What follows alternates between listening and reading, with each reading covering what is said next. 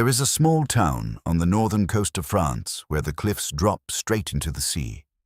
In the summer of 1944, nearly 200,000 German soldiers stood waiting behind those cliffs, waiting for an invasion that was already happening somewhere else.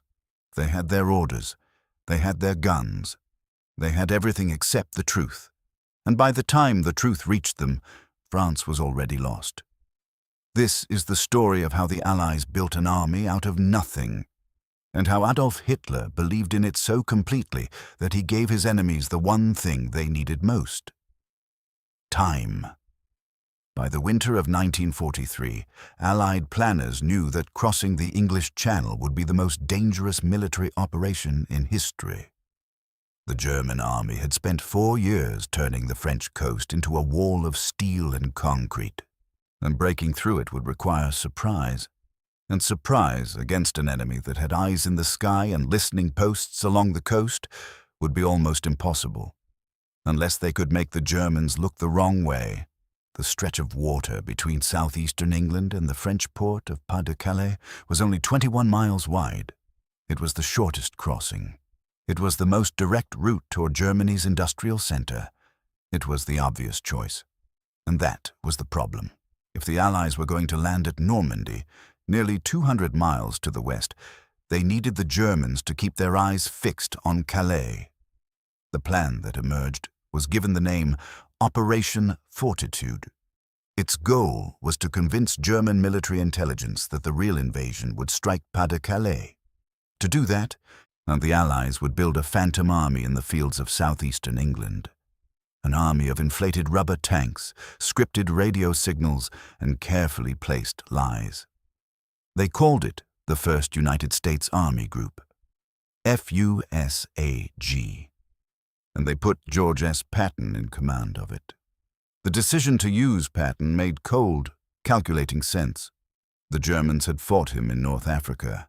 They had read his name in their own after-action reports. Intercepted German communications made clear that their senior commanders viewed him as the most dangerous Allied general in the field.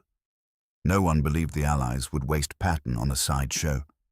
So if Patton was gathering an army in Kent and Sussex, directly across from Calais, then Calais had to be the target. Patton played his role without complaint, though the assignment burned him. He appeared at bases, so he inspected formations. He stood in front of rubber tanks that British engineers had shaped and painted to look real from 500 feet up. He gave speeches to divisions that existed only on paper.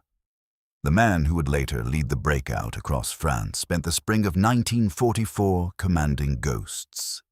The physical deception, the fake vehicles, the plywood landing craft, the dummy fuel depots, was designed to be photographed. German reconnaissance aircraft were allowed close enough to see what the Allies wanted them to see, then chased away before they could look too hard. From altitude, in low-resolution wartime photography, the imitation looked genuine. But the deeper work happened in silence, in tents scattered across the English countryside, where teams of radio operators spent their days inventing traffic. So 11 imaginary divisions needed to sound real. So operators filed supply requests for units that had no soldiers. They transmitted weather inquiries, maintenance logs, administrative complaints, the endless, mundane noise of a real army getting ready to move. German listening stations picked up every word. Analysts tracked unit locations, charted their movements, built a picture of a massive force pointing straight at Calais. What sealed the deception was a man most Germans never knew existed. Juan Pujol Garcia was a Spaniard who had approached British intelligence in 1941, offering his services as a double agent.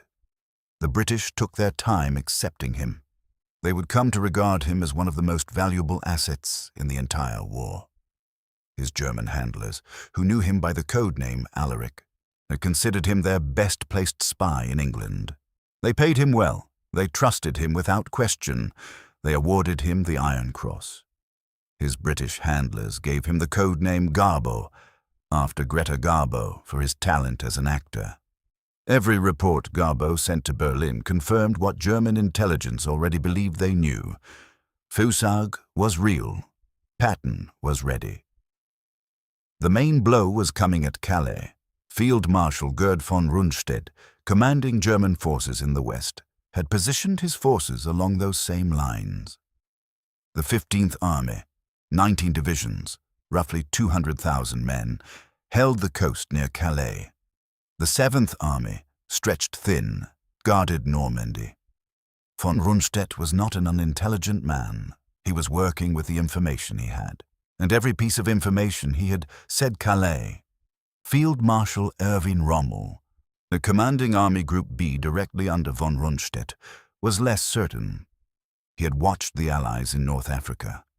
He knew how they operated.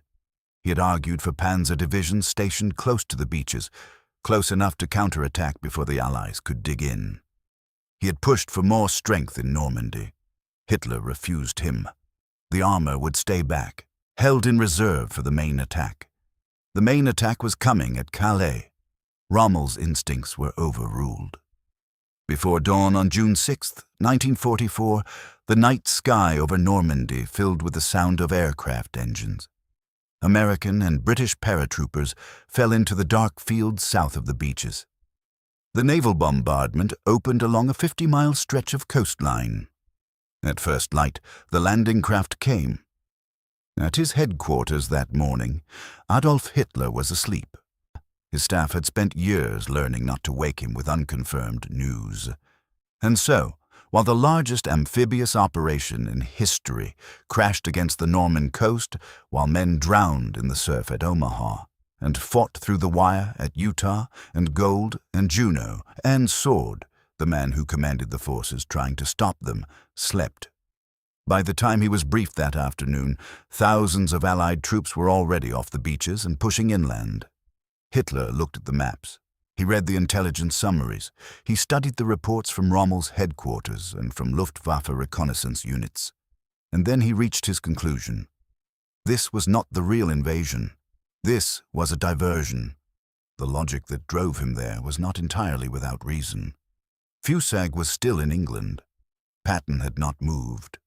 The force that had landed in Normandy, as while large, appeared smaller than the Army German intelligence said was massing at Kent. The Allies, Hitler reasoned, were trying to pull German reserves west so that when the main blow fell at Calais, there would be nothing left to stop it. He had seen through their plan. He ordered the 15th Army to hold its position. Von Rundstedt requested permission to move the panzer reserves toward Normandy immediately. In those first hours, the beachhead was at its most fragile. Allied forces had not yet linked the 5 landing beaches. They were exposed on the flanks. A hard, concentrated armored counterattack might still drive them back into the sea. The answer came back from Hitler's headquarters. Wait. Do not move. The critical window stayed open. The Allies poured men and supplies onto the beaches. By the end of June 6th, the door that might have been slammed shut was still standing open, and the Allies were walking through it. 3 days after the landings, on June 9th, Garbo sent a message to his German handlers. He reported that FUSAG was preparing to move. He had details, specific units, loading activity at the ports, signs that the Calais operation was entering its final phase. He warned that the real invasion was imminent. The message arrived at German intelligence in the early hours of the morning. They judged it urgent enough to wake Hitler. He read it. His certainty, which may have flickered in the hours after the Normandy landings, hardened again. He ordered the 15th Army to prepare for the assault at Calais and to remain where it was. The beachhead in Normandy continued to grow. And American engineers cleared the beaches and built the infrastructure to receive thousands of tons of supplies per day. British and Canadian forces pressed toward Caen. The town of Carentan fell. Allied air power made daylight movement on French roads nearly suicidal for German armor. The window for a devastating counterattack grew narrower with every passing day. Still, the 15th Army waited. Von Rundstedt watched the numbers. He watched Allied strength in Normandy climb past what his forces could match. He calculated what those 19 idle divisions might have done in the first week, in the second week, what they might still do if released immediately. He pressed Hitler for their release. He was told to wait. FUSAG was still in England. Patton had not moved. Inside German intelligence, the first doubts were beginning to push through. A few reconnaissance flights that slipped past Allied fighter screens returned with photographs of the FUSAG concentration areas. Analysts who studied the images found themselves troubled by something they could not quite name. The activity level was wrong for an army on the edge of crossing. Things looked too still. Some officers raised the question quietly, carefully. It went nowhere. Hitler had built his belief around the certainty that his own strategic judgment was correct. Calais made sense. It was the shortest crossing, the most direct route, the obvious target for any rational commander. And since it was obvious, the Allied attack on Normandy only confirmed it. It was a trick designed to pull him away from what he already knew, and every piece of contrary evidence could be read as another layer of deception. He would not be fooled by a trick within a trick. The weeks passed. If you've made it this far into the story, take a second right now and subscribe to the channel. Hit the like button, drop a comment below. It helps more people find this kind of history. Now, back to the story. By mid-July, 6 weeks after D-Day, the fiction was coming apart. George Patton had taken command of the Third Army, not FUSAG, not the Phantom Force in Kent, but a real army preparing for real operations in Normandy. Units that German intelligence had spent months tracking as part of FUSAG began appearing in combat reports from the front. The radio traffic from southeastern England was thinning. The aerial photographs showed the dummy equipment fields growing quiet. If the Allies had built FUSAG to hold for as long as it could, it had held for 6 weeks. That was more than anyone had dared to hope for. The truth came to Hitler not in a single moment, but in pieces, each one arriving with a delay, each one explained away until the next arrived, and then the next until the weight of them together became impossible to carry. Officers who had spent years avoiding contradiction now brought him the evidence directly. They showed him the order of battle in Normandy. They showed him how Allied forces there matched what FUSAG had been claimed to be. They showed him a war they were losing in a place they had chosen not to defend. He listened. He looked for the counter-argument. He asked whether the insignia might be fakes, whether the unit identifications might have been forged, and whether this was simply another layer of the same deception. His staff ran out of reassurances to give him. In late July, permission finally came to move the 15th Army south. It was too late. On July the 25th, American forces broke through the German line near St. Lo in an operation called Cobra. The breakout that followed was one of the fastest advances of the war in the West. Patton's Third Army poured through the gap and swept across France at a pace the German command could not track, let alone stop. The divisions arriving from Calais came in pieces, fed one at a time into a battle already fracturing. There was no coherent line to anchor them to. There was no position to hold. Von Rundstedt had been replaced by then. Dismissed in early July after telling German high command bluntly that the war in the West could not be won. He had been right. Rommel, who had pushed hardest for the reinforcements that might have changed the outcome, was wounded by Allied aircraft on July 17th, just days before the breakthrough. He would survive his wounds. He would not survive the war. His peripheral connection to the July 20th assassination attempt against Hitler would cost him his life that autumn. The men who had built FUSAG, the planners, the radio operators, the intelligence officers who had managed the double agents, watched through intercepted German communications as the 15th Army finally moved. They had designed the deception to buy days. It had bought weeks. 19 divisions, roughly 200,000 soldiers, had sat in place during the most critical phase of the Normandy campaign, once waiting for an army that existed only in German files and in Hitler's certainty. Hitler never stood before his generals and admitted what had happened. There was no meeting where he said the words plainly. No confession, no accounting. The story in his headquarters became that intelligence had failed him, that his staff had been misled, that the Allies had used tricks no commander could have seen through. He blamed the intelligence services. He blamed the officers who had delivered the reports. He looked everywhere except at the decision he had made and held for 6 weeks while France slipped away. His generals knew the arithmetic. If those 19 divisions had moved in the first 48 hours after June 6th, the beachhead might not have survived. If they had come in the second week, they might have stopped the expansion. And by the time they arrived, they could only slow a collapse that was already underway. Every day of delay had compounded the cost. Every week the 15th Army sat at Calais was a week the Allies used to make Normandy unbreakable. The rubber tanks in the Kent fields deflated after the operation ended. The radio operators, who had spent months inventing a phantom army, packed their equipment and moved on. The double agents prepared for new assignments.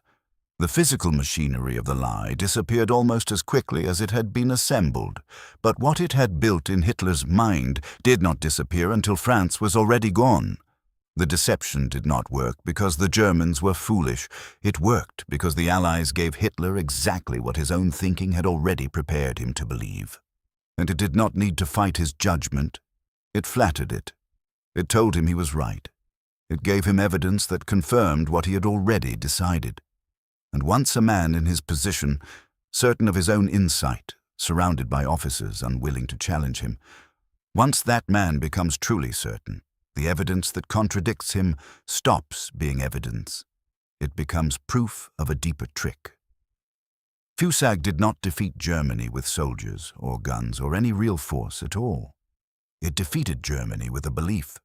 One belief, carefully placed, carefully maintained, held in place long enough that by the time it broke, the war in the West had already turned beyond recovery. The 15th Army reached the front too late. Patton's 3rd Army was already racing toward the German border. Paris fell on August 25th. The Allied line reached the Rhine by autumn. And the army that had paralyzed the German response to D-Day, the army with no soldiers, no real tanks, no landing craft that would ever touch water, had already done the only thing it was ever built to do. It had made one man believe the wrong thing at exactly the right moment. That was enough to change everything. If this story held your attention, subscribe to the channel so you never miss another one. Leave a like, share this video with someone who loves history, and drop a comment below. What part of this deception do you think was the most decisive? We read everyone. See you in the next one.